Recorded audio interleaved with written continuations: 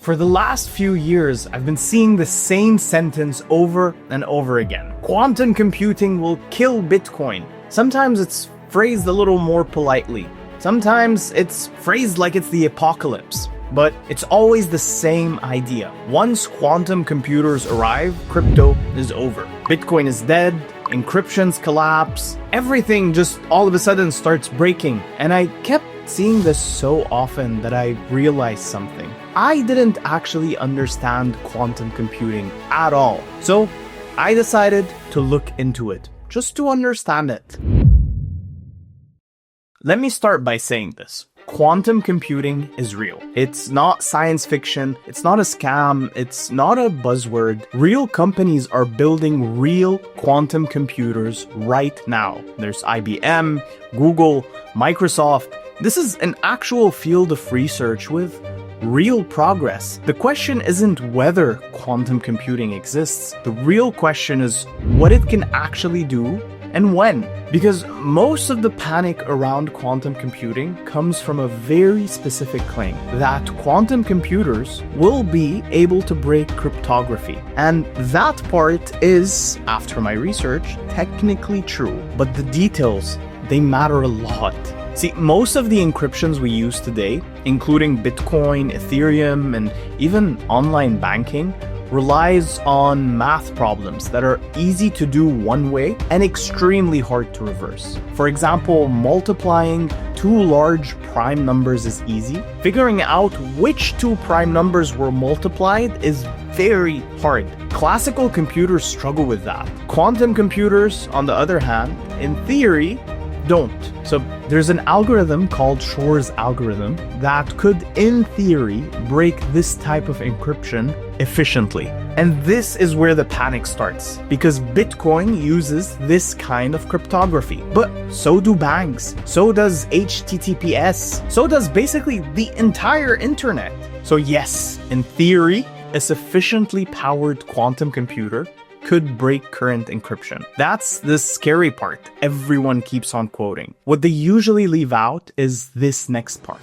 We are nowhere near that level of quantum computing. And I mean nowhere. The kind of quantum computer required to break Bitcoin's cryptography would need millions of stable, error-connected qubits, extremely low noise, long coherence times, and reliability far beyond anything that exists today. I mean, right now, the most advanced quantum computers have hundreds of qubits, not millions. And they're incredibly fragile. They make mistakes constantly. They need massive error correction just to do very basic tasks. To put this in perspective, breaking Bitcoin would require a quantum computer that is several orders of magnitude more powerful than anything that exists or is even close to existing. We're not talking 5 years away. We're talking multiple decades, if ever. And that's assuming everything goes perfectly onto plan. I mean, another thing people miss is how Bitcoin would be attacked. Quantum computers wouldn't just magically drain all wallets overnight. They would only be able to attack public keys that are already exposed. I mean, in Bitcoin, your public key is only revealed when you spend from an address. If you've never reused an address, your funds are much safer. So even in a hypothetical future where a powerful quantum computer exists, the attack surface is smaller than people actually think. Now, here's the part that really changed how I thought about this. If quantum computing breaks Bitcoin, it also breaks banks and email and government systems and corporate security and military communications. I mean, crypto is not uniquely vulnerable here. It's using the same class of cryptography as the rest of the world. So the idea that quantum computing kills crypto specifically just doesn't really make sense. If quantum computing gets that powerful without mitigation, the problem is everything. And sometimes it's best to look at the people who understand this subject best. Banks, governments, security researchers. They've been working on this for years. There's already a whole field called post-quantum cryptography. These are cryptographic algorithms designed to resist quantum attacks. And they're not theoretical. They exist. They're being tested right now.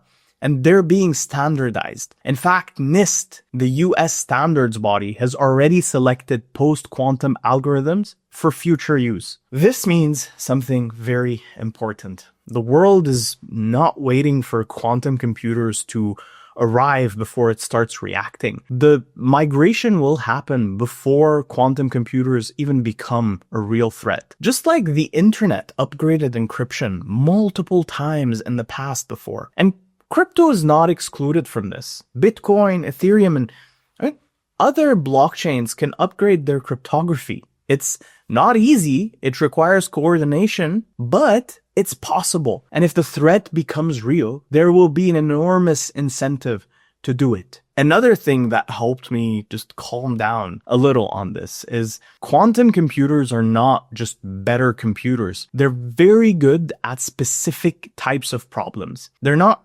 faster at everything. They don't replace classical computers. They complement them, which means even with major breakthroughs, quantum computers won't suddenly become universal hacking machines. There's also a practical issue that nobody talks about. If someone did secretly develop a quantum computer powerful enough to break encryption, they probably wouldn't use it to drain Bitcoin wallets first. I mean, think about it. They'd use it to access state secrets, compromise military systems, break entire financial institutions, and gain political or geopolitical leverage. Draining crypto wallets would be one of the least strategic uses to expose themselves as having this ability to just hack into systems. So when people say quantum computing will end crypto, what they're really saying is, I've heard something scary. Oh my God, the world is going to end. Which is understandable. Quantum computing does sound very scary. It has quantum in the name.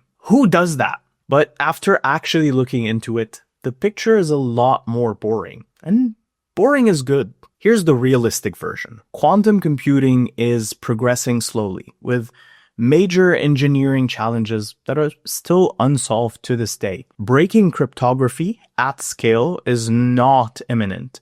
The systems most at risk are the same systems we already rely on today, everywhere. And mitigation strategies already exist and are actively being developed. So, are we all doomed? No. Is quantum computing something to take seriously? Yes. Is it specifically a death sentence for crypto? No more than it is for banks.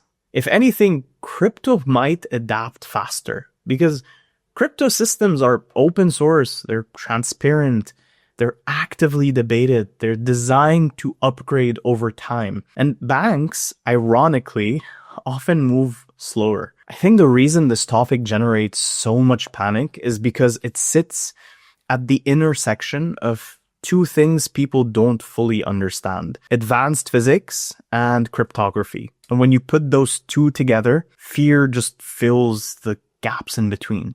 So, after spending time actually reading about this, my takeaway isn't panic. It was relief. Not because quantum computing isn't powerful, but because it's not magic. It follows rules, it has limits, and the world is already preparing for it. So no, I don't think quantum computing will suddenly end Bitcoin, and I don't think it will end crypto. And I definitely don't think it will end online banking overnight either. What it will do is force another upgrade cycle, which is kind of normal. Anyway, I tried to understand quantum computing, and now I understand why the people actually working on it sound way calmer than anyone on Twitter, which is usually a good sign.